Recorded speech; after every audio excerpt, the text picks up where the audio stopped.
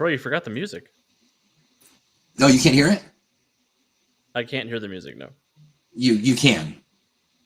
I cannot. No, I cannot hear the music. Oh, no. Can everyone else hear the music?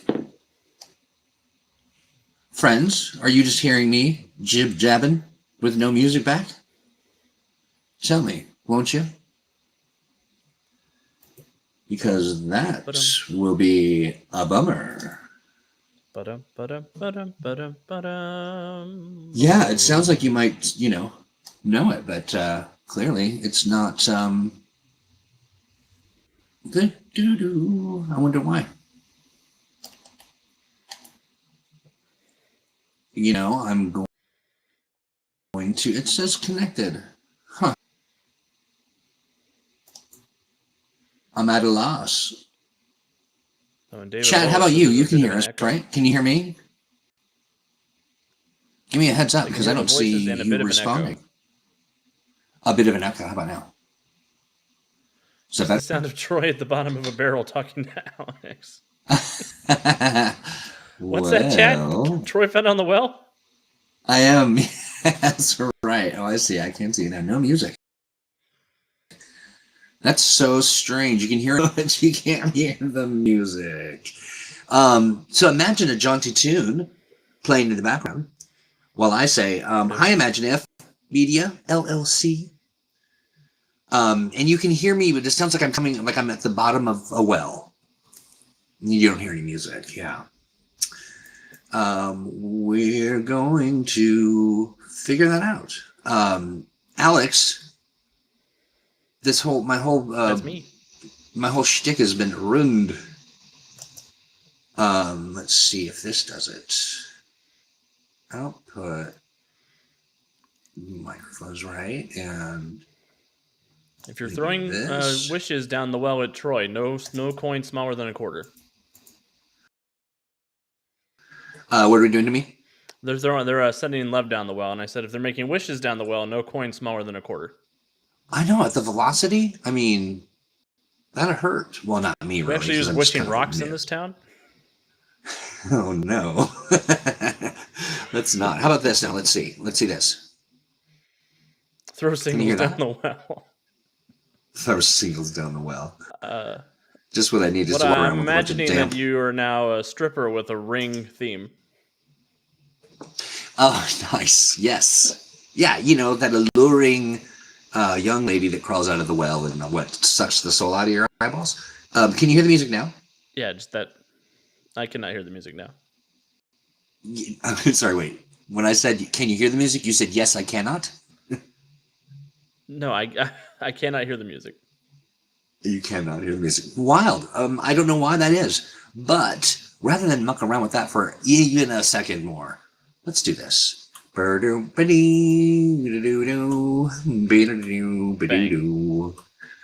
How are you doing, Alex? I'm great. How are you? Oh no, that didn't sound convincing. I'm doing okay. I'm hopped up right now on Easter candy and Dolly Parton cheesecake. Beautiful. Yeah, which is what Dolly I've eaten. Parton cheesecake. What flavor is Dolly Parton? Delicious. I assume Incredible. Hennessy. Some moonshine, I'm imagining, but this one was a cheesecake and it was magnifique. Dolly Parton is not a sponsor of this program. Spiritually, she is. But we're open if she wants to be. Oh my gosh, absolutely. I would. Are you kidding me? I'm just saying, friends, if Dolly Parton came knocking, I'd be like, okay.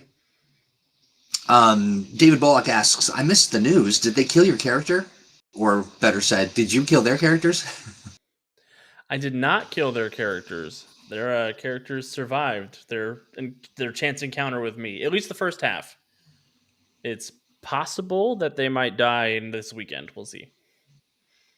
But I did have a wonderful time. It was great getting to play with Claude and.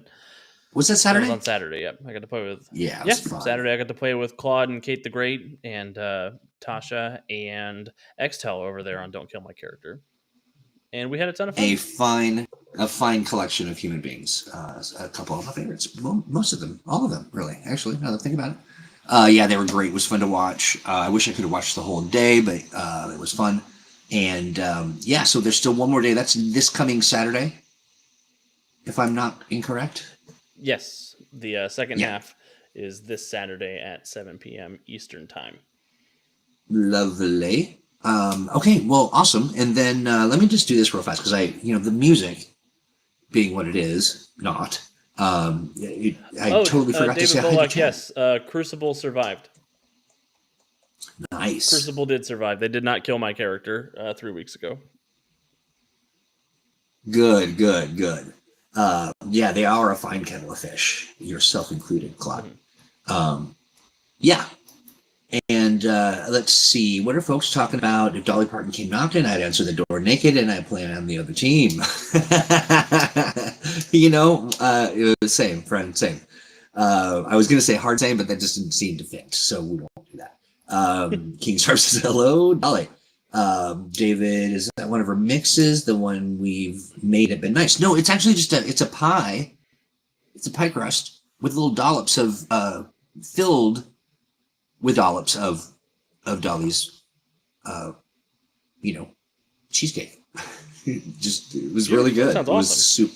That sounds Oh great. man, it was so good. And the thing about it is, I was just going to have a piece, but the piece ended up being more than a piece. Well, it was one big piece, we'll say. It never really broke out into its component pieces. Let's see. SC Pilot is over on, that must be SC Terra Marine, I'm imagining. Meredith, good to Yeah, see I think so. you. And then Imagine If Media, howdy to you. Just saying hi to everybody in chat. Sean Vieira, good to see you, friend. I too am a huge Always good to fan see of Jean Vieira. spy fiction. So much Yeah, fun. maybe we should hop into our topic. Well, let me just say a couple things here real quick. One is congrats to Imagine If Media LLC. They've got their own in the tank that will be opening up here shortly. Flood in. We want you to say hey. They are publishing under the Mutants Masterminds Superpower Mutants Masterminds license, and already have one published. One in the chamber. And Nate says Troy is the ultimate floater. Okay, sure. But yeah, as you were saying, Alex, let's get into this. This is good stuff. Yeah, it's great stuff. So we are talking all about spies, super spies, Yes. and how to sort of cover the genre of superhero story that follows the lines of like Black Widow and Hawkeye, and getting into even low level James Bond style adventures, all that good stuff. Yeah, I'm leaning the Bames John whole thing, and just for yucks, but really the whole. Let's define the spy. Like, what can the spy look like in Mutants Masterminds? So a spy is any character who is going to infiltrate something to recover information or to conduct sabotage, to do counterintelligence, to do just do reconnaissance, carry out assassinations. Usually works for some kind of government agency or other spy agency, looking at things Yeah, like MI6 or Shield or all that good stuff. In or some bad guy M&M that's terms, hired him they're for the. yeah, in M&M terms, they're generally lower power level. They don't necessarily have superpowers, but they have all the skills in the world. And as They have all SC Pilot right, mentions, right. the three girls from Totally Spies. This is great. Top secret. I love that. That was so fun. Played that a lot when I was younger. Or the Third Girls. Would Charlie's Angels fit into the spy Yeah, I genre? think they fit that sort of vibe. Yeah, exactly. And so some of the stuff that we're going to talk about as well is sort of building the perfect agent. What you got to do. Yeah, the tech, right? That's a must-have. All the Hmm. gizmos and things that the spy will use to do their spying. There's subterfuge and etc. What's cool about Yeah. this topic too is that it has a real global impact, right? Oh yeah. Yeah, it does a lot of international jet setting adventures. Gives a lot of Mm-hmm. very easy to see uh, consequences to the hero's actions. Somebody mentioned Inspector Gadget, which is it's very near and dear to my Yeah, heart. yeah, mine too. Here's a question: would GI Joe count as as spy characters? I think it depends on Couple what of they're them, maybe. doing, but there are definitely elements of that in a GI Joe game. Yeah, yeah. What if they're doing a public service announcement for kids to stay in school? Generally, if you're a spy, you don't want the kids at school to know you exist. If anybody knows that you're Right. famous, that Okay. means you're not a very good spy. Right. Right. Yeah. And as G mentioned, we're of course going to talk about gadgets. We gotta absolutely gotta. Oh yeah, And that's as what well makes as them super. yeah. Right. Exactly. And then also all of the fun of the managing the undercover operation. Hmm. Like Yeah, who are you? there's a What's the role lot you to play? consider. Yeah. Yeah. Absolutely. And then I thought about this as well as one of the funnest things about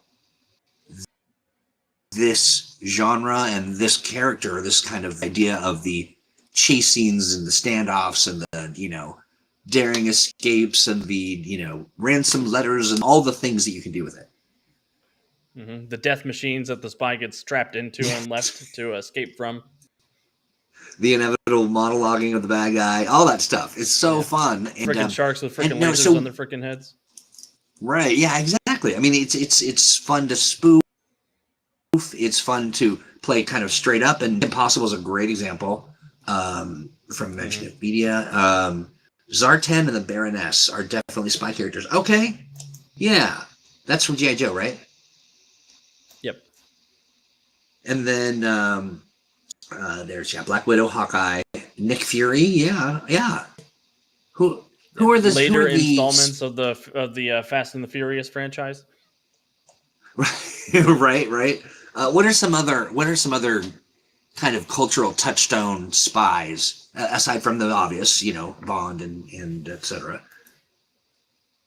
Yeah, I mean Austin Powers is a love letter to the spy genre, Absolutely, uh, yeah. in a way that only somebody who actually enjoys that genre could write. Right, yeah, we're real love for that. Absolutely, yeah. And then is there Hmm. a distinction you think between U.S. spy thrillers and say something coming out of the UK?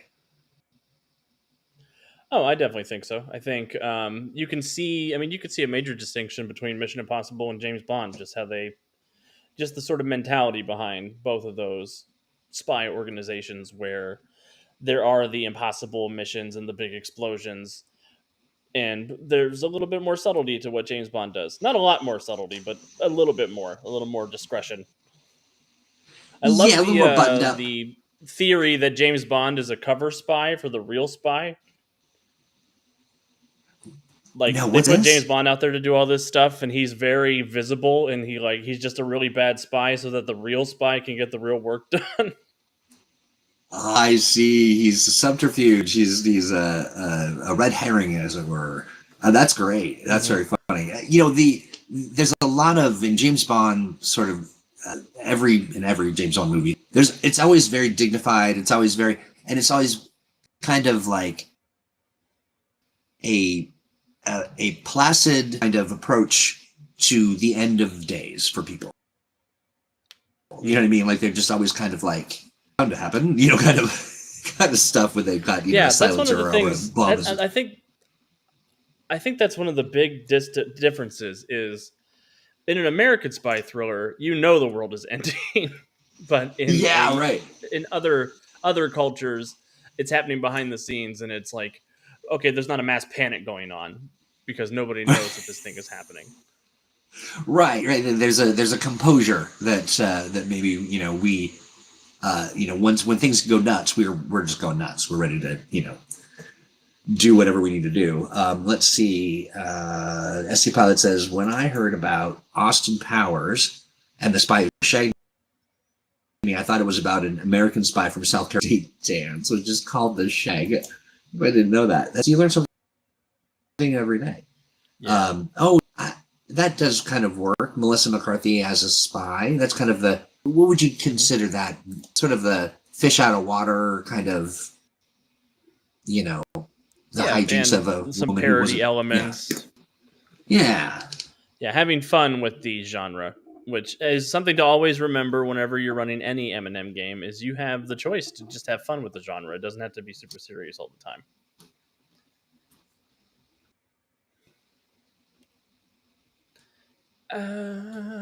I'm feeling more like I feel like mercenaries. they're more mercenary than spy. Yeah. I mean, I guess they might go undercover or in some way. Yeah. Yeah, they make It's plans. been a while. Yeah, somebody mentioned this earlier that there's a lot of overlap between the heist genre and the spy genre. Um, Yes. I was just looking for that. That, there we are. Yeah. mhm.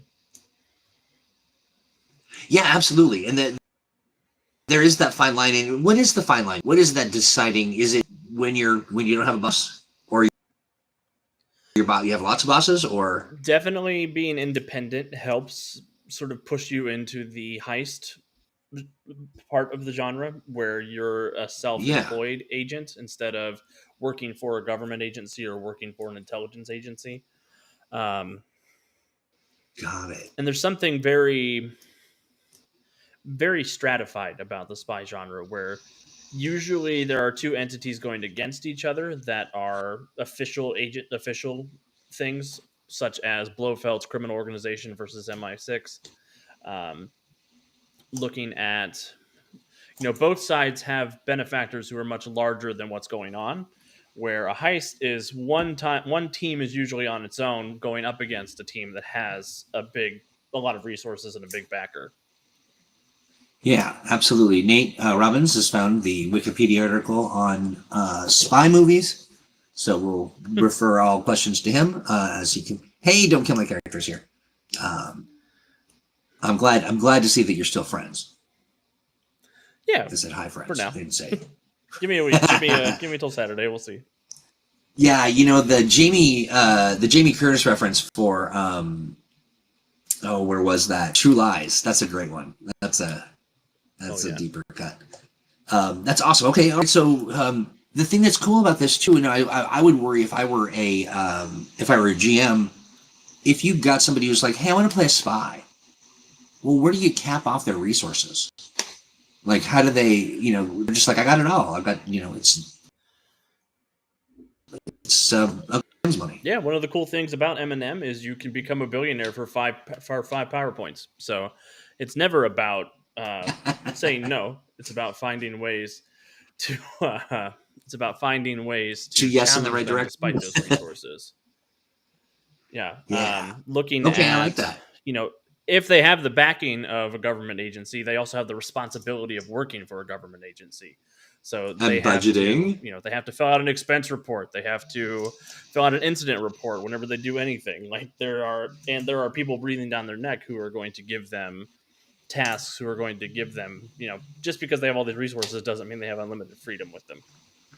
Right. Yeah. Yeah. And they're still accountable, to government oversight and that kind of thing. Hmm. Um, it costs more to be a billionaire than to be immortal.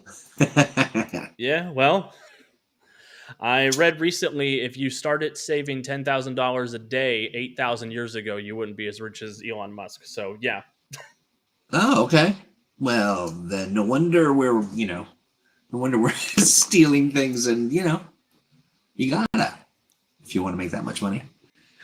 Um, you know, uh, Billionaires don't make billions without cracking everyone's egg. Let's see here. A little rhetoric for everybody. Let's see. I do like Claude's suggestion to a new genre, the spiced.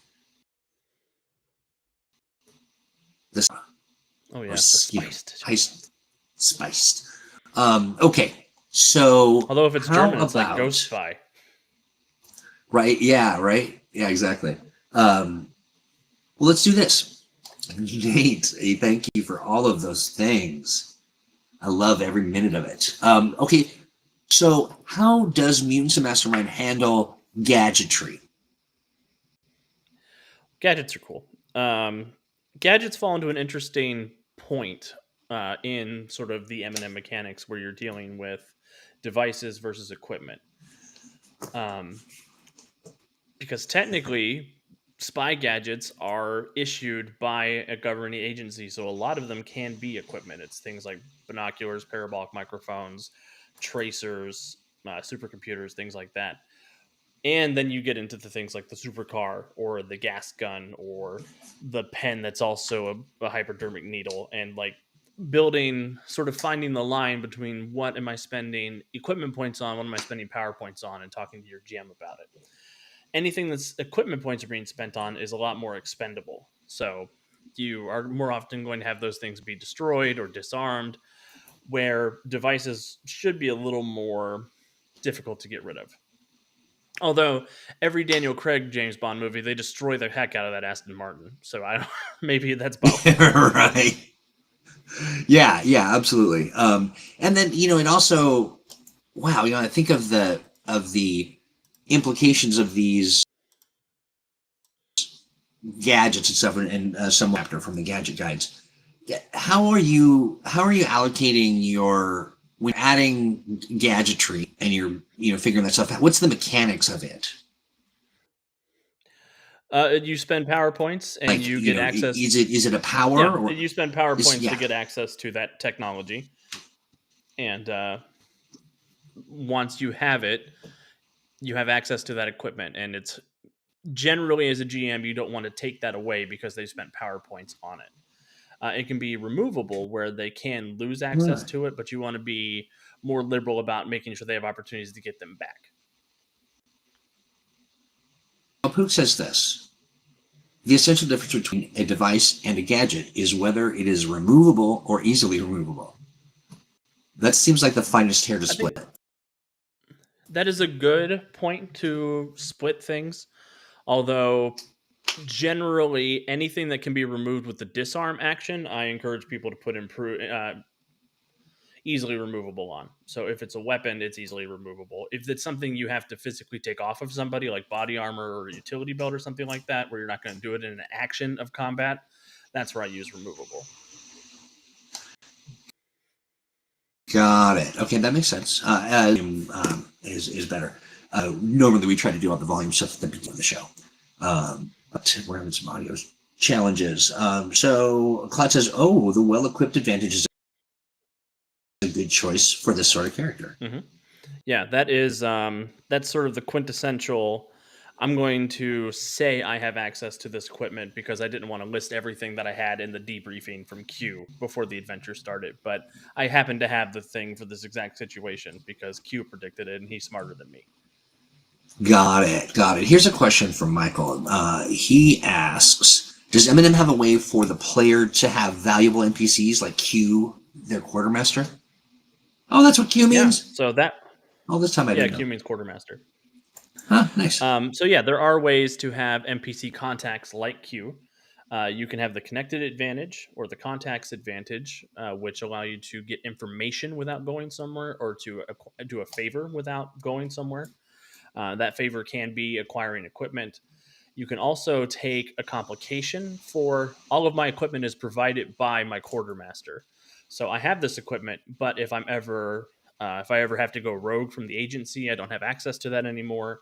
If something happens to Q, I'm stuck until I can rescue Q. Um, Sort of diving into that kind of mechanic for complication to be more narrative driven. Got it. Okay, and let's see here. Um, okay, let's get Nate says. Okay, we'll wait for him to get a hold. But Gene says, like, set up the villain hierarchy, like the main villain, their bodyguard, and then henchman. Mm-hmm. Yeah, an org chart is a That's Gene. wonderful thing for Yeah. a GM who wants to write a spy game because generally there is a mastermind, and then the mastermind has some really colorful lieutenants like Odd Job or. Um, for some reason, all I can think of is Odd Job right now. um, but generally, there is a mastermind at top, and then he has lieutenants right under him who are colorful supervillain style characters who have interesting gimmicks or interesting powers, and underneath them are the sort of faceless horde of mooks that the hero is going to have to go up against. At the power level we're dealing with, mooks can be a genuine threat to a super spy because you're looking at PL6, PL7. A single gunshot could kill that character if they roll poorly. Right. So you are going to be you have to gauge sort of the threat of what's happening.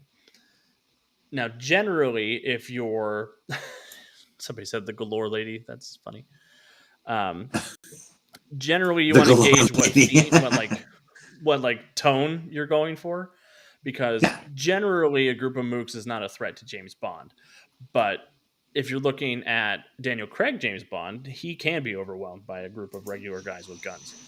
So are you going for super spy theme, sort of like harkening back to the Pierce Brosnan James Bond stuff? Are you looking more like Austin Powers, who can just judo chop his way through a room and never get in any danger ever? Are you looking at Right. you're looking at like Jack Reacher, where you're going to be dealing with a lot more modern military stuff? If you're looking at Tom Clancy, where things are very realistic, then you're adjusting power level, you're adjusting how tough somebody's allowed to be, what kind of powers they have access to. Yeah. Looking at Simon, which says, don't forget other espionage archetype NPCs like the beautiful foil, the shady contact, and the fellow secret agent. Mm-hmm. Yeah, Yeah, absolutely. That's right. I had heard this somewhere that Jaws actually became a good guy. As a kid, I was I fascinated think by that that was dude. actually He was just I think that was the son of Jaws who was trying to get revenge on the people who killed his shark dad. little nibbles. Or are we Yes. talking about a different Jaws? Um, I think we're talking about the cable from James Bond. Oh, that I happened. believe. Forgot about that. Yeah, yeah. Um, let's see here. We got this. Okay, so all right. So have we covered enough? You think on the spy tech? Like how? Here's a good question. How does say if you're a spy working, let's say for a government agency, some shadowy agency, government relation. How much into things like, well, they've got a super HQ with a supercomputer that, a little thing in your ear, and why not, get a satellite picture of anything, anywhere, anytime. Yeah, if that's something they've got Things. access to, that is an asset they're bringing to the superhero team. Hey, nice. If the Okay. whole team is super spies, they all have access to that resource, so that's a way for all of them to contribute to what's going on. But if you're a Yeah. spy in a team of superheroes, sort of like Black Widow and the Avengers, that is an asset you're bringing that is different than combat capability. So that's a role you can help play in the game that's going on, so that you don't have to feel left out. If all of a sudden now we're fighting Thanos and I can do a lot of cool backflips. Right. Yeah. Yeah. Exactly. And land in a superhero pose while wearing Mm-hmm. a very form-fitting one-piece suit. Yeah, such a poser. Um, yeah. Yeah, exactly. So, all right. Now, will a spy generally, I mean, from your definition, will they have their own lair, their own secret hideout, or is it really just a dusty apartment waiting for waiting for a They landing might in, have Prague? So some of them might have their own personal hideouts that even their agency doesn't know about, where they're sort of the Okay. paranoid spy archetype, and they always have a place to fall back to. A lot of them will definitely have access to some kind of HQ and some kind of vehicles through whatever agency they work for, and Got you. that can be Okay. That something. makes And that's something you want to talk to the player about. If they don't want to deal with the agency sort of being a continual thorn in their side, they can spend equipment points to have access to that HQ and access to those vehicles, and then they have access to it. If it's something they don't want to pay equipment points for, they can still have access to it, but the GM is ultimately in control of that resource. So it is going to be much less reliable. It's going to be prone to, here's the famous double cross, or now the spy's been blacklisted and they don't have access to the resources and they're on the run from their former allies and things like that. Again, I something you want to like talk to your that. players about before you introduce all of a sudden all my friends hate me and are trying to murder me. um, you don't want to just drop that on somebody if they're not interested in engaging with that kind of content. Right, and Paul brings up a good point here, which is that having an organization backing you should always be a double-edged sword. As much as they can help, they could also be a complication. Who are watching you, asking favors, but also they uphold the purse strings. They are the ones that are responsible for the budget. And if you're out there blowing up cars and flying in jets and doing all this stuff, they might have an issue with that. And that would be a fun way for a player to play that. That's a fun And it's complication. another great thing that a spy character brings to a superhero team, because now this organization is a bed of adventure hooks. It's a place for conflict. It's a place for resources. It's something that comes part and parcel with the spy character to the team. Right. If you're doing things like having access to a helicarrier helps all of the heroes. But also maybe those helicarriers start shooting at innocent people, and they've got to do something about that. Right, and this is a fun trope to play. Like it reminds me of Burn Notice. Mm-hmm. That's such a fun trope. Like they've been burned, and that happens in every movie where there's a spy. At some point, they get disavowed or whatever. But somehow they make it back. Hey, John, good to see you. John says, especially if you're looking at a situation where a supervillain may have taken over the agency, or maybe they elected Lex Luthor to be president, and now you're in trouble. Yeah, and his dipstick of advisor. Unrelated to any of what we're talking about, King Stark says Doge cut the funding for the agency. Would be funny if they went to go charge their supercar and they just didn't have any gas. That's right. That's great. That would be funny, or if they called into something and then they just got like a beep beep beep. This number has been disconnected. John mentions plutonium, right? We don't have unlimited plutonium. Are you out of your mind? Right. John says spy genre stories tend to be classified in terms of alcoholic beverages: stale beer, martini, and absinthe. Is that true? That's fun. That's a fun way to do that. Oh, yeah. It is fun. I think in life I'm a stale beer, but I feel like a martini. Or maybe I am more absinthe.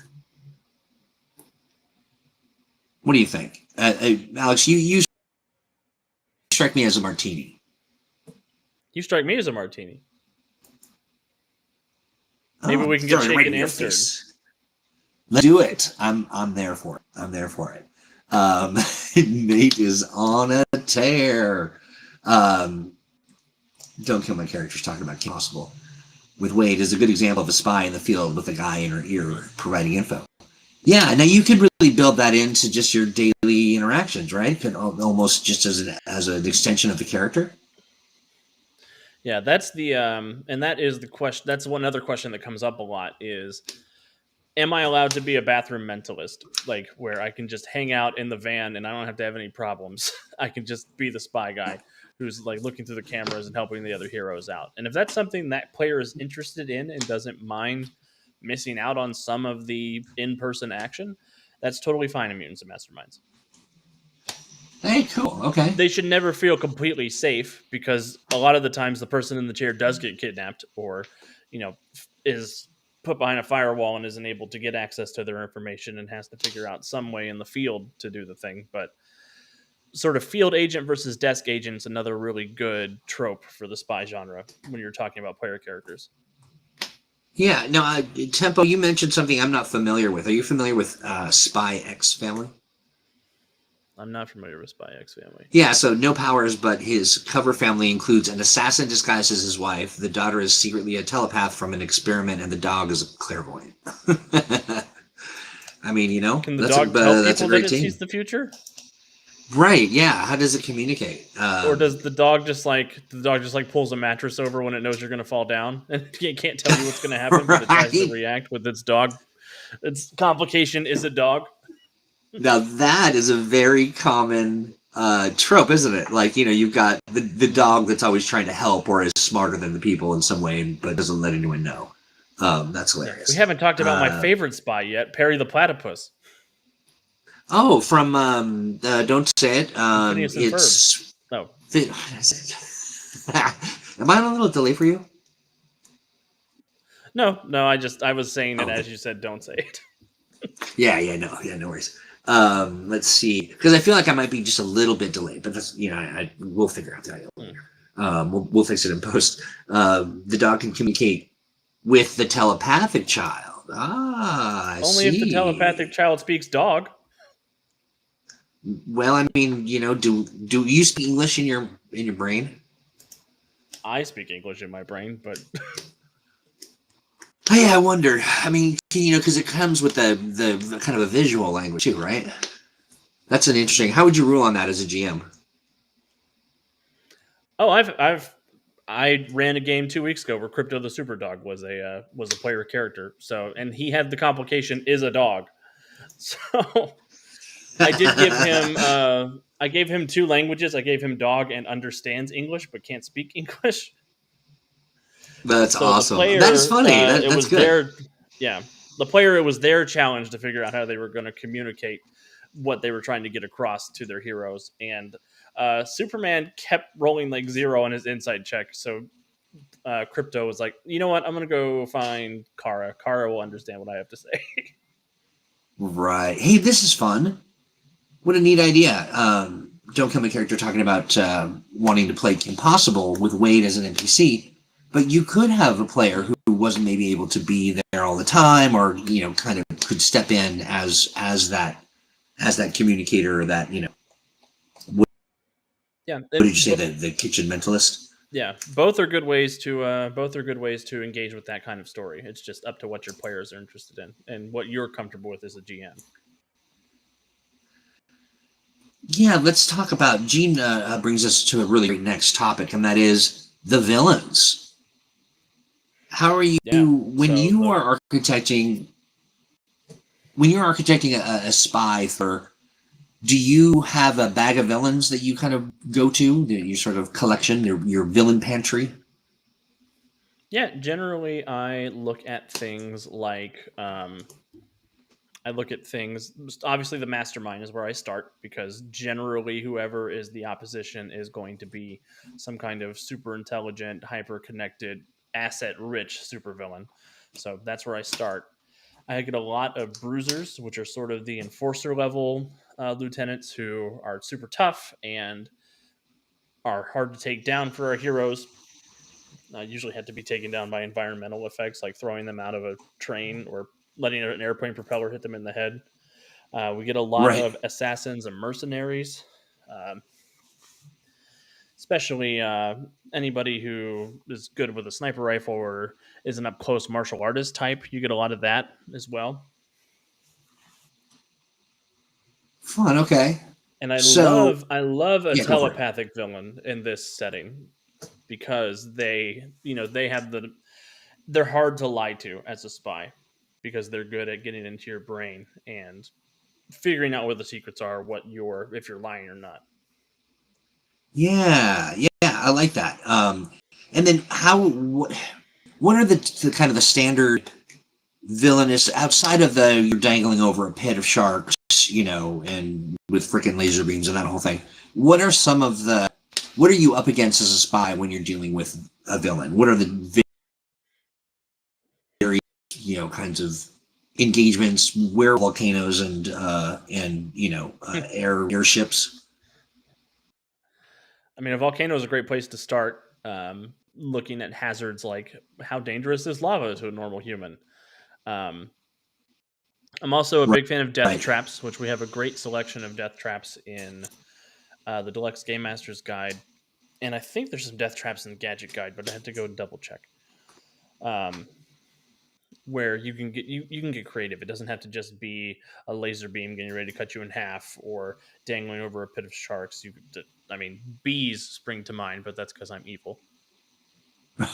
Bees. Where volcanoes. All right. Where volcanoes? Devious talks about keeping villains in the freezer because they start to Hmm. smell if you bleed them out overnight. Smart. That's very smart. Yeah, Um, hard to reheat though. let's see. It's hard to reheat though. Yeah, yeah, they don't taste good. They don't taste good if they've simmered for a while. Evil Genius 1 and 2 are good examples of spy-fi. I like the sound of that. Yes. They're perfect encapsulations of the supervillain spy agency. Um, you get to pick one of 3 evil masterminds to play as, and you can customize your henchmen and get a whole bunch. You get to make your own evil genius base, so that's a great place to look for inspiration. It's also a good place to get a Yeah. screenshot of a map of a super lair if you want to put the time into building something like that and you like the aesthetic, because it's very 70s retro future. Didn't we make something on the Patreon that was about a lair that operated with what's the word I'm looking for? That had its own kind of mechanism for what it did. Like it took turns and it sort of had NPC rules. Does anyone remember that? That looks I do remember that. quizzical. Yeah, Crystal put it together, I think. Yeah, Crystal Frajour. And I'm going to look for that. I think it's in there somewhere. David Bullock mentions cults. Mm-hmm. Yeah, they're great. They're great at it. Organized crime is another good place for spies to start getting into. But then you start getting into, if you're looking at, are you a super spy or are you a super cop? And there's a lot of overlap there. Okay, that's an interesting distinction because it works for me in my brain, but I can't necessarily wrap my head around why. Because they're both enforcing some higher law or rule, one would hope. What makes the difference? The sort of things you get up to. I think the level of conflict you get to. I think a spy is more often going to be dealing in other nations instead of policing the people of its own country. You're going to be dealing with existential threats to the world as opposed to organized crime and threats to the local area and threats from within. Yeah. Generally, as a super spy, you become the threat from within in the other place you go to. Right. Yeah, exactly. The Deuce 82 says mastermind villains are fun when they use minions and patsies. Mm-hmm. Have we talked about patsies? Not in so many words, but hench people and mooks and goons and. Yeah. Now, patsy's different though, right? Is a patsy like the person that's being stood up as the bad guy who's not really the bad guy? Yeah, patsy is usually a fall guy. Somebody who is somebody who is designed to take the blame or designed to suffer the consequences of the investigation, where the real villain gets off scot-free. Right. Yeah. Exactly. I'm thinking of what was the Marvel movie where I think it was Doctor Strange where the Mandarin was just a dummy, just a dumb actor. That was Iron Man 3. Iron Man 3. Okay, got you. Yeah, it was a little bit of a disservice to the Mandarin, but whatever. Let's see. This is great. King Star talking about the one James Bond movie where Bond was facing the totally not Rupert Murdoch, who was in Star World War III. Yeah, absolutely. This is very interesting. A lot of stuff from the 60s used the trappings of spy fiction. Most often the bosses who send you on a mission, but wouldn't really leave it. Yeah. The boss, I think, is another really important thing to know for spy games, where you're going to be dealing with a figure like M or a figure like Nick Fury, who's going to be giving you assignments and expecting things from you that may or may not line up with what the other characters are doing. David, I too am inclined. Did you say McFlurry? No, Nick Fury. You're inclined to use patsies as well. Yeah. Let's see. The 60s Emma Peel Avengers. I like that show. That was the old guy, a woman and a man, really fashionable British people, spies. Do you remember that? Yeah. I do not remember that, no. Because you're young. I'm just a baby, Troy. You're just a baby. Let's see. Yeah, Don't Kill My Character talks about Fall Guys. They're interesting for heroes because you'll be set up to fight them, but it's not their fault. So how do you handle it? Yeah, I love that. That's sort of that when you realize you're giving it all, you're giving it your all to beat up this, this bad guy, and you realize they're not a bad guy. they're they're just taking the fall for something that they didn't do. Yeah, you might want to beat him up, or yeah, just a dummy. In Birdman, he'd get missions from Falcon 7, but in all other ways, he operated like a regular superhero.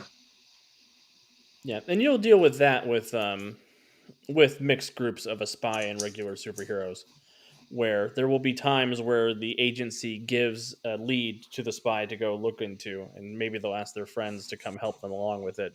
And other times they'll be helping the heroes with whatever they're up to instead of just doing spy stuff.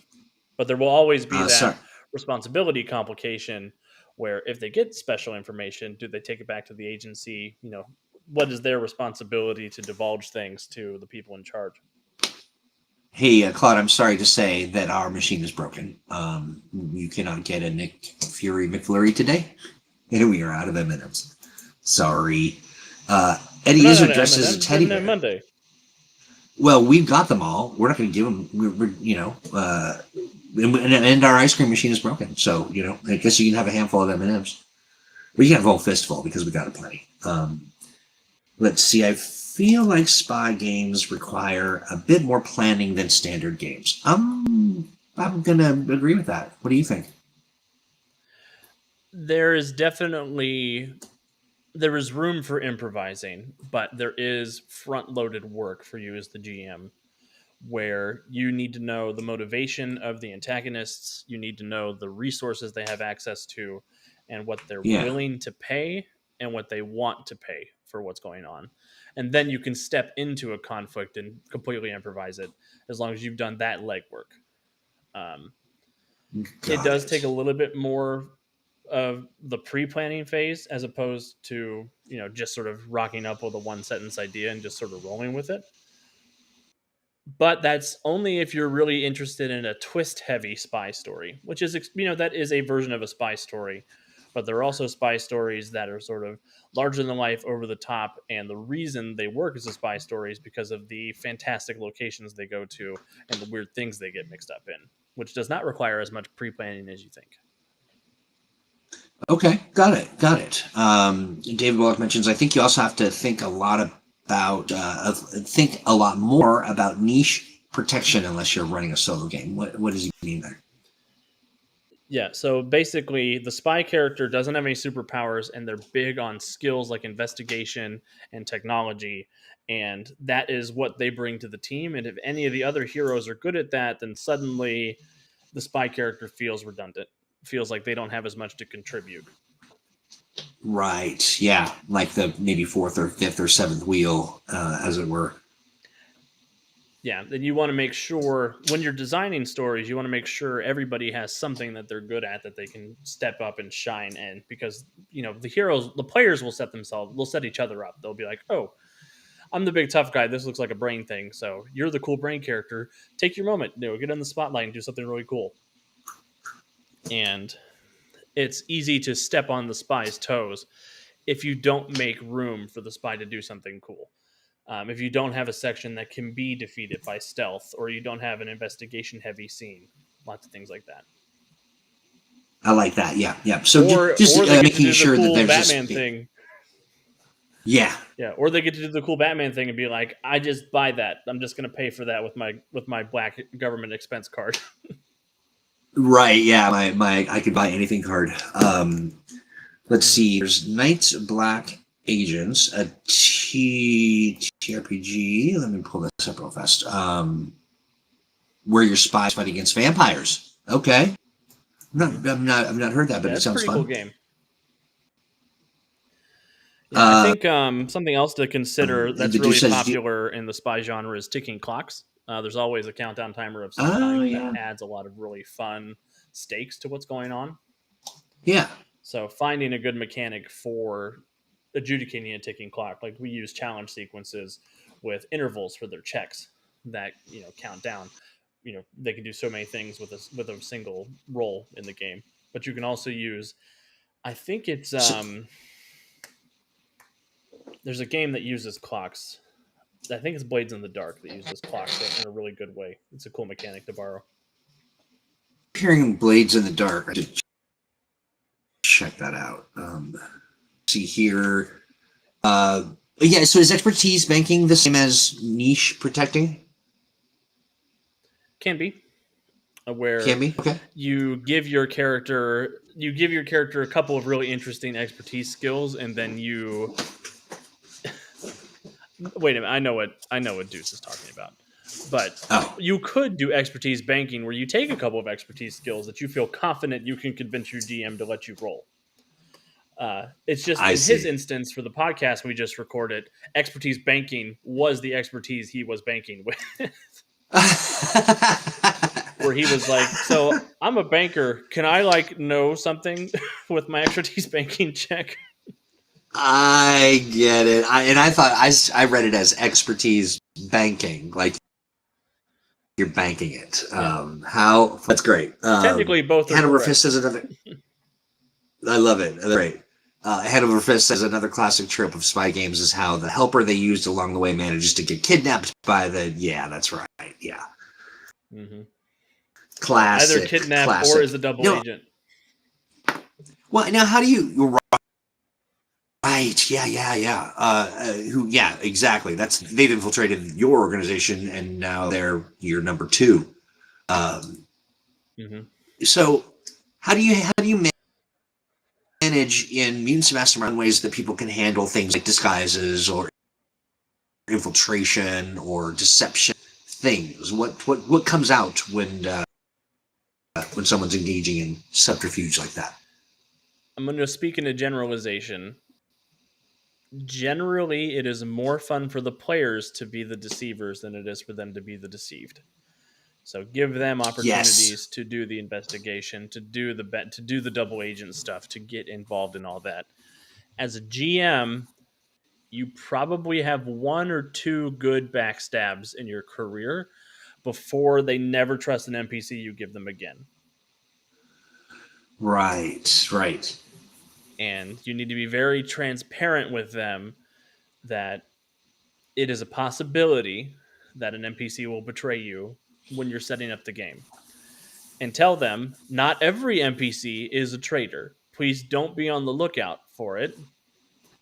But there will be times in this story where maybe somebody is not honest. And you have to walk a very thin line on that because being betrayed by an NPC more often than not feels bad in a way that it feels bad for the characters in a story you're telling, but it's not personal like it is when your player character gets betrayed. Right.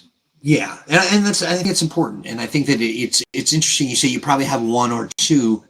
You have two max if you know them well. Maybe Yeah. not. But it seems like something you don't really want to risk, right? Yeah, and you want to Without a heads up.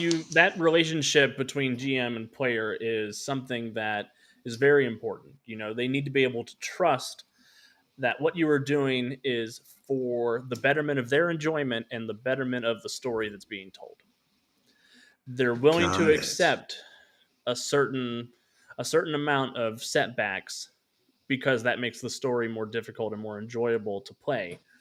But if it's Right. somebody that they're very close with, if it's somebody that they've developed a good relationship with, you're going to have a much harder time if that person betrays them.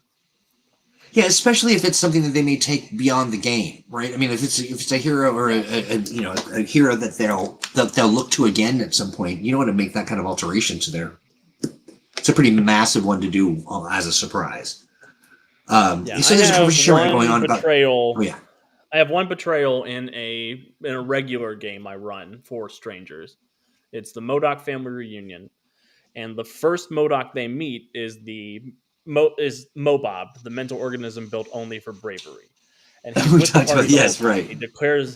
He declares, I'm here to help. I'm a hero. I'm doing all this good stuff. And they always latch onto him because he's adorable and he does all this fun stuff. But at the end of the adventure, right before the last fight, he picks whatever character he's been closest to and says, I'm sorry, I'm actually the mental organism built only for betrayal. I think the Ah, reason that twist works is because it's a joke character and a joke adventure that has not had a lot of super big stakes throughout the whole thing. And it's a funny little A guy fairly who's low betraying them, impact, and yeah. usually he gets beat up immediately because everybody's like, "Oh no, he betrayed us! How could he?" That's great. I love that. There's a conversation right now going on, Alex, Calvin about the was splitting Calvin was the party. stabbed by Mobob a couple weeks ago. So talk to me. So there's the discussion right now going on about splitting the party, and I've as somebody who has listened a lot to what people are talking about, as far as their feelings there. There's a lot of people that love the idea. A lot of people that would love the idea, but feel like it's not a thing. And for me, it seems like it always boils down to the GM. What's your ruling on that? It comes down to the GM, and it comes down to the game and the genre that's being played. Splitting the party is a stigma that a lot of Mutants Masterminds GMs, once you get your players to break that taboo, your games are going to be better. Yeah. There is expectation in splitting the party that suddenly the adventure you're playing is no longer balanced because the story was balanced for 4 characters to fight these monsters, and if they lose, they die. That's not how M&M works. Mutants and Masterminds characters are significantly more powerful than fantasy role-playing game characters. They are also, the genre itself expects splitting up. You see so many superhero stories that the heroes realize they have too many things to do and they split into teams to go solve those problems. That happens in a lot of the MCU Avengers movies. That happens in a lot of I've been rewatching Justice League, the Paul Dini, Bruce Timm cartoon, and almost every episode they split into like groups of 2 or 3 to solve multiple problems at a time. It's huge in the superhero genre, and it's a great tool to have in your GM kit to add more story into what's going on and to give more opportunities for players to have their niche recognized and to not step on each other's toes, because suddenly there are 6 superheroes trying to solve the same problem, where having 3 superheroes working on the same problem, more of them are going to be specialized. Got it. Well, now how? Please go Yeah, ahead. you have to be careful to not, don't neglect the groups as they split up. So, like, don't spend an hour with the 2 people who are in one group and then spend another hour with the other group. You want to find ways to bounce around. Keep things going, keep engaging with people. As a GM, I personally don't like to not speak to a player for more than 10 to 15 minutes at a time, because then they start to check out because they're like, why am I here? I love that. I was just going to ask you how a GM should manage that kind of mechanism, but yeah. What do you so how I think are we did you an episode entertained? about splitting the party. We did a little bit, and I can remember some of it, but as a practical sort of discussion, what are you having that other group do while when you're with one group, the other group is sort of in stasis? What are they doing? Yeah, so I try to make sure, if it's a challenge sequence or if it's a combat, I roll everybody in initiative at the same initiative count, and I just run it as one big scene in different locations. But if it's a role playing situation, it just comes down to time management and pacing on the GM's part, and telling your players, I promise I'm going to, get to everybody. I only have so much attention, but stay with me. Be thinking about what you want to do next, and sort of just jumping around and all that good stuff. It's an internal clock, great, and it takes practice. It's not something a lot of people have a lot of practice with because so many players are scared to split the party. Well, yeah, I think that so many GMs just don't want the hassle of it. This is what I've understood. The GMs are just like, that's just a little too much for me to manage. Let's see. If that's the case, there's nothing wrong with that. There's no shame in that. I mean, it's a muscle, and it takes practice, and it's something that you can get good at if you want to. Nice. I like that. And I think, getting good at it really is just another extension of yours as a GM, and how you handle it, how you keep one group entertained while the other group is may or may not be entertaining. Knowing the right place to cut from group to group is also a skill. Knowing, like, here's an Okay. interesting cliffhanger. Meanwhile, back over here with them, or like you get this piece of information and then boom over here, like so that they're chomping at the bit to Interesting. like continue their thing. Yeah, Don't and cut that them that in a is static place. Cut them in a place where they could be strategizing about what they want to do when the attention comes back to them. I love that. That's great. I mean, I think that is so. Basically, you kind of task them, engage them with moments, and keep them sort of keep the water at a boil, Mhm. and while you're focusing on another group. So there's a couple things that I thought were really important, and that was I believe that was from Imaginative Media. Talked about safety tools. Yeah, absolutely. The Mhm. safety tools help manage, what's going on, and people are up to speed on what could potentially happen to be able to tell you, I don't like that. GM to adjust accordingly. And this one, of course, yeah, Kingstar, very, very true. Don't forget to liberally reward players with hero points when they get their Yep, that's one betrayal of or the their other great thing, things about right? M&M. Yeah, that's one of the great things about M&M is we have a currency that we can reward heroes with for playing their part the Yeah, way that that are they're playing the significant, part the way and they're yeah, supposed to in big air quotes. I do like that because it is sometimes a conscious effort by a player to just go with the flow, to just embrace the fact that this weird thing is happening, and you're they're at the butt of it. Fun. And it's 404. 404 for you and me means Time that not it's the end found. of this part of our program. What's that? It means that this website's broken. But it also means that we're at the end of the show, and there's so much to talk about.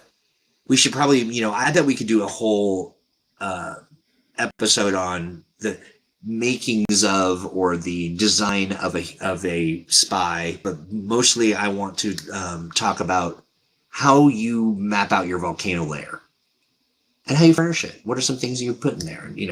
So we should someday, Alex, make on air. We should fill a layer with all kinds of layerish goodness. I would love that. Don't ask me to draw it. I don't have that skill set. Yeah. So okay, awesome topic.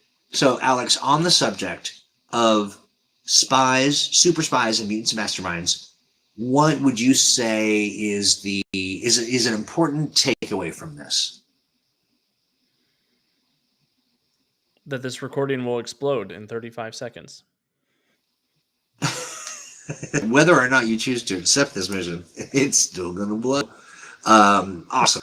Alex, thank you very much for hanging out and suffering all the audio issues. Let me see if I fixed it.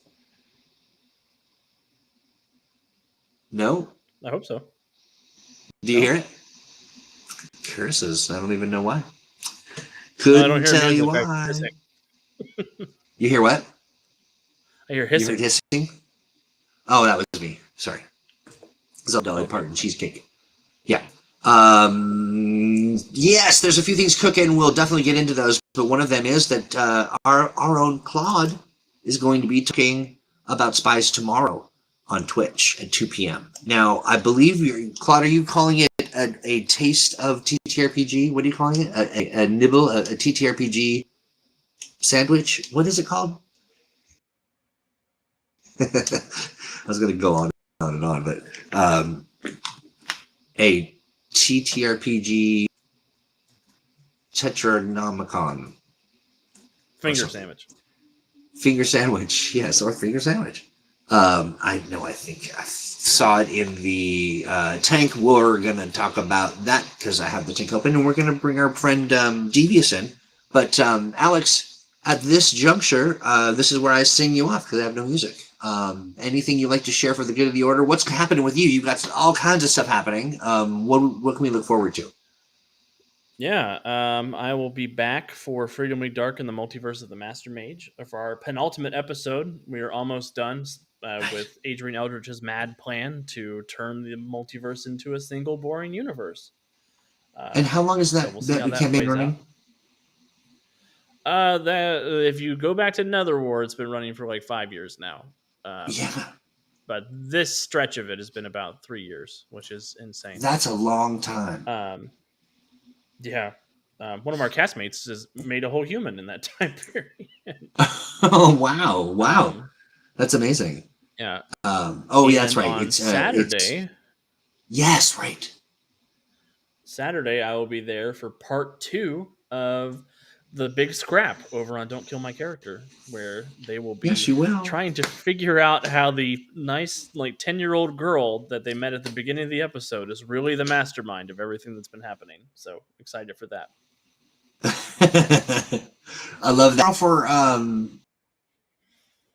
Joy of Game Mastering? I was, but Claude is at the same time as me, so I might have to find another time to do it. Claude, you gotta move it. Guess we can wedge Alex into. His schedule is jam-packed. Yeah, I might be able to do 1 p.m. Pacific if Claude wants 2 p.m. Pacific, but I'll have to fight him for it. Yeah. Or Claude maybe. Well, yeah. That's tough. That's a tough one. Yeah. It's okay, Claude. I'll just I'll kill Salvo on Saturday, and we'll call it even. Yeah, here's the problem: this is an embarrassment of riches. So many people want to talk about Mutants Masterminds, and we're jockeying and moving things around and trying to make everything work. So we'll figure that part out. So stay tuned for tomorrow. We'll see who will be whom. There we go. Claude says, "Oh no." Yeah, we'll figure it out. Roll for it. That's funny. I like it. Yeah. Let's collude after this. We'll talk, Claude. We'll figure out a good time for Alex to join, to do his stream. And I think that, let's see here. What am I saying to you? I'm saying thank you. And anything else for the good of the order before we transition over to what's in the tank? Deuce has volunteered an inflatable pool full of Jello for this fight, so I'm here. Oh, okay, awesome. I mean, sure. We're no strangers to a Jello wrestling match. Why, back in our day? No, you know. Beware the Doomba, says Naredith. Awesome. Well, Alex, I will fill it with gravy. Oh no, I won't fill it with gravy. I'm sorry, it just shocked me. I'll lose that fight. Yeah, you'll be like, I can't even put a toe. That's true. So much Eminem, so much good Eminem content and so little time. But we'll fill it like we do Alex's little summertime kiddie pool with gravy. Gravy and ice cubes. You like a cold gazpacho style kind of gravy, don't you? Never fight a pig in gravy. He'll have a great time and you'll just get dirty. That's true. That is very true. A Jello eating contest, says Warden Maximus. We have so many great ideas for summer fun that we should take this up on another show. Alex, thank you so much. I'm going to let you go. I'm going to transition with me singing a song. Well, bye. Have a great rest of your day and rest of your week too, my friend. Yeah, you bye. Yeah. Mm-hmm. Okay, so song playing right now. It is an embarrassment of riches, isn't it? When you're, hanging out and you got so much to talk about and so many people to talk with. I truly value it and appreciate it. It makes my everyday, truly, absolutely does. But look at this. It is, we don't know. We'll keep you posted on what's going on with Joy Game Mastering. That might be tomorrow. Of the Jello match. We will keep you apprised of both the flavor of Jello and the winner. And let's check out what's going on for the rest of the month. We've got all kinds of good stuff. This is a older copy, but some of this stuff remains the same. I was working earlier today on something I'm going to release, which is I need to, streamers, tell me all your times that you're streaming. If I don't know it, I want to put together a Green Ronin streamers calendar, just so we can share it and let everybody know what's happening. There's many people I do know what's happening, and some folks who, they're intermittent with their streaming. But if you've got a plan and you want to do an event in the future, or let's say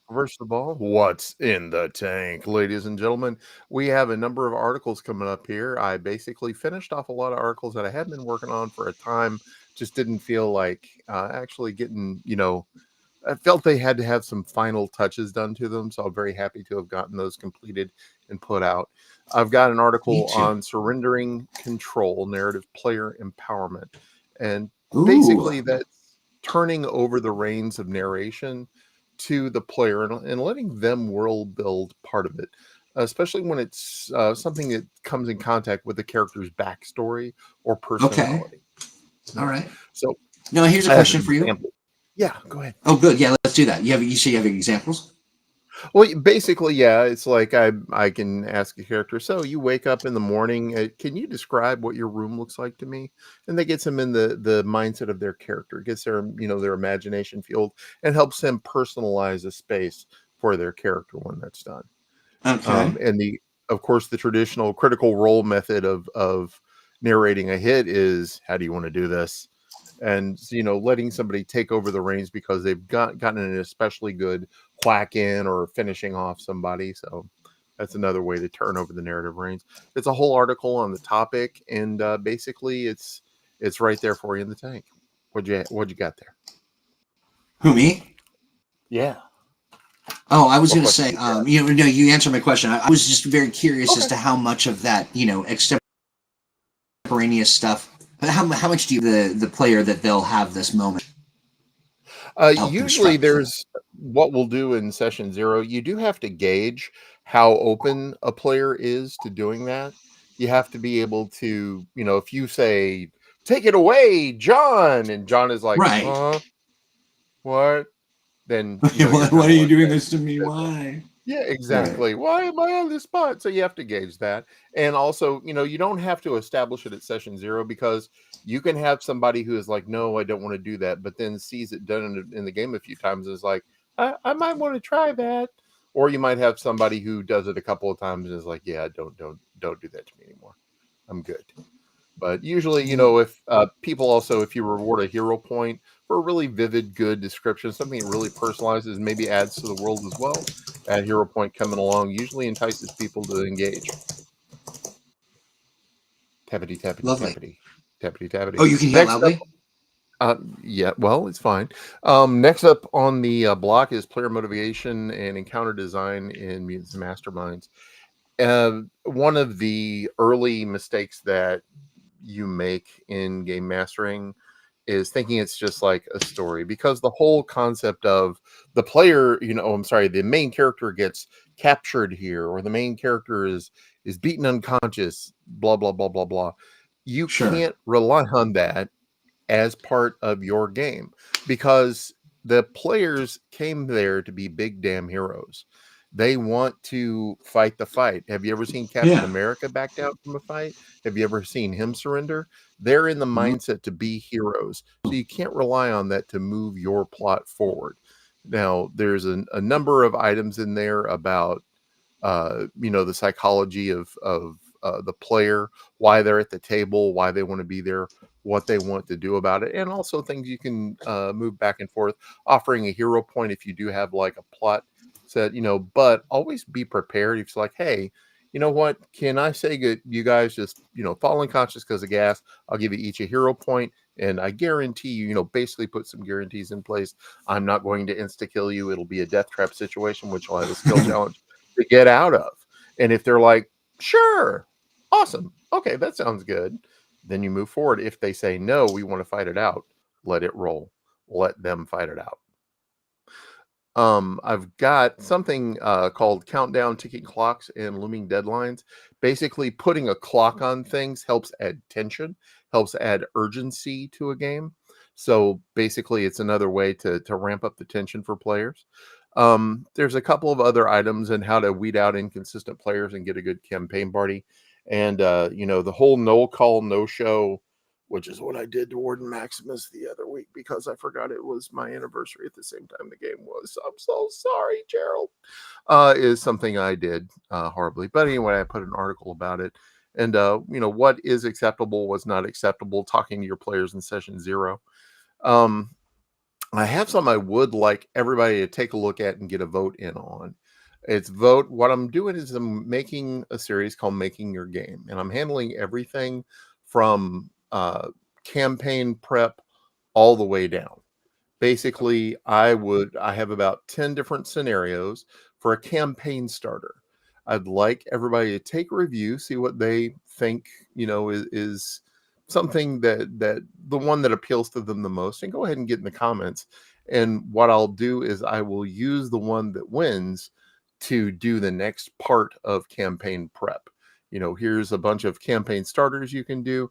If you vote on it, I'll go ahead and do the next part of campaign prep on it, just to show you or demonstrate how we do everything all the way from the top, which is the starter, the campaign prep, making NPCs, making session prep, and creating some rapid prep items that can help you if you get in a position where you have to pull in something that's, hey, I didn't plan for this in this session. I need a rapid prep item where I can bring that in instantly and fill out some time, add a little tension, change things up, and get through the game. And then finally, stuff on improv. Oh, fun. Very fun. For some reason, I can barely hear you. You can barely hear me? Yeah. This audio really is driving me Oh, nuts. there you go. You can hear me. You can hear me now? I can hear you now. Okay, can you hear this? I can hear that. All right, good. I can hear that. I heard it. Wonderful. Wonderful. Well, we figured it out, and we've only got 10 or, maybe 3 minutes left of the show. Well, let's go on. Well, on the theme of Spies, I have a couple of things in the tank already ready for your perusal. I did a skill spotlight on expertise spycraft, and basically all about that skill. Also, there is an article in here on integrating progress clocks from Blades in the Dark into your Mutants Masterminds game. Basically, great ways to ramp up tension in your game, and more of a visual method of displaying a skill challenge. Hero Points Around the World talks about Blades in the Dark, which was mentioned in the thing. There is a wonderful little mechanic for stress and trauma, which is like I would like to use an unlimited amount of hero points, but every time I use this hero point, things get worse for me, and I run a greater risk of being taken out of the game because of it. Very interesting, and I think very appropriate to the espionage genre. Yeah. One final thing is you guys mentioned splitting the party, and I did actually have an item in there about how to split the party more successfully, and getting ready to put this in the tank. Spies, Lies, and Wise Guys, espionage, and M&M. I like Talks it. about different things like helpful skills, helpful advantages, gears and devices. That whole section in the gadget guides is just on spy items, and undercover work and infiltration, different types of subplots to run. And finally, talking about, I did put the links for all of those particular articles in the article itself, integrating progress clock, splitting the party, etc. Good stuff. Hey, Claude, what time on Thursday did you move your show to? Did you move it to 2 p.m. the same time as Thursday? You'll have to let me know. He can't win for losing. Yeah, we got a big footprint. We do indeed. We do. Of course, we had today, which is the Boo Mammal Talk. I have this right now as tomorrow. If I need to change that, Claude, let me know. Look at that face. Look at that adorable face. Look at that what beard, a guy. mustache. Look at that. Yeah. And of course, we have on Wednesday, we have Get Tank with Troy. We do indeed. And I thought that DKMC was on Wednesday, but I was wrong. And Kate let me know. Thank you very much, Kate. I apologize for that. But I found out it was Saturday. See the big scrap. That's right. Alex Thomas has his game going on Saturday. Yeah, that'll be a lot of fun. I love that picture of Alex. It cracks me up. Look at all those baddies. I love the arched eyebrow. Love it, Claude. Oh boy. Yeah. We'll figure it out. Maybe we move Thursday. We've been doing it for so long. And it's beauty. All right, listen, my friend. So I think we is have kind of difficult. We have done it. We have done it. We have. It is done. We done doed it. We did it, my friend. We did it. Mm-hmm. Yay. Yay. Oh, Stan asks if he can plug something. Yes, please plug it. Oh, I know what you want to plug, I bet. Plug it, Stan. Plug it. Super fun. I'm gonna wait till he posts it so that I can articulate it better. But essentially, Stan, an accomplished illustrator. He's a comic genius as well. He's celebrating. Is it your 100th episode? He's probably typing it up right now. But Stan does a little weekly program. I'm taking the 1 p.m. slot on Thursday. Okay, all right. 1 p.m. on Thursday is Claude's thing. That's when he's doing the Taste of Superheroes or whatever it is. Oh, yeah, that's a different one. Okay, so this is a fun one. Chris Pramis as a guest on 50 Years in the Dungeons, Wednesday night, 6 p.m. Pacific. Famous Chris That's Pramis? this coming Wednesday. What's the Chris Pramis? The famous CEO and Chris Pramis. the famous Chris Pramis, my boss and your friend. Yeah. On Stan's 50 Years in the Dungeons, and that'll be Wednesday night at 6 p.m. Pacific. We'll also send out a little social media push too. Oh, cool. Yeah, that's fun. Well, friend, I'm feeling, what's the problem with only eating? There is that other show too. Yeah, is that this week? Staniel? Cue me before we go off air. If is that this week? It's left brain. But Stan has he has people can kind of come and give him suggestions. He's gonna draw 100 things as picked by a random circumstance, 2 spinning wheels, as a matter of fact, and he has to draw 100 illustrations in 100 minutes. Yikes. In celebration of his 100th episode. And Stan is That's also the man I want on my Pictionary team. You right? Yeah. Okay, May 1st. Good deal. Yeah, and Stan also 100 years old. Oh, there you go. Just kidding. In celebration. I know. Paul asks about this, and we can get some sort of post somewhere with all these scheduled changes.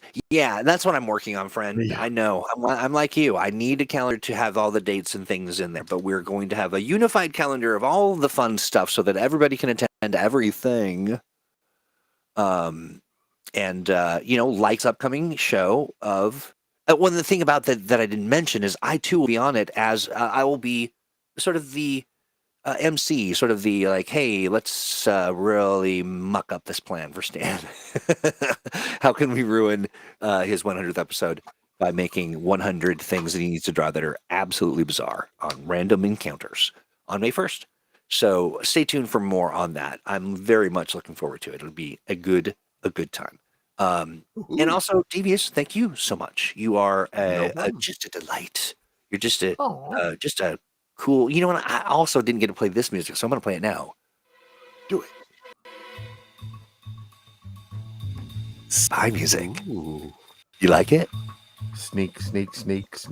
Yeah. Sneak. Oh, yeah. With that, friends, we're going to sneak on out. Yeah. Nate Robbins, you cork it. And to everybody, have a great rest of your week. Thanks for joining us on this crazy show. We have so much fun. We have so many great friends that come and hang out, and we're appreciative of you. You choose to do so as well. I say it's about that time, yeah? Yeah. Yeah. What do we goodbye. say? Bye-bye. No, that's not what we say. Say goodbye. Goodbye. There it is. All right. Goodbye, everybody.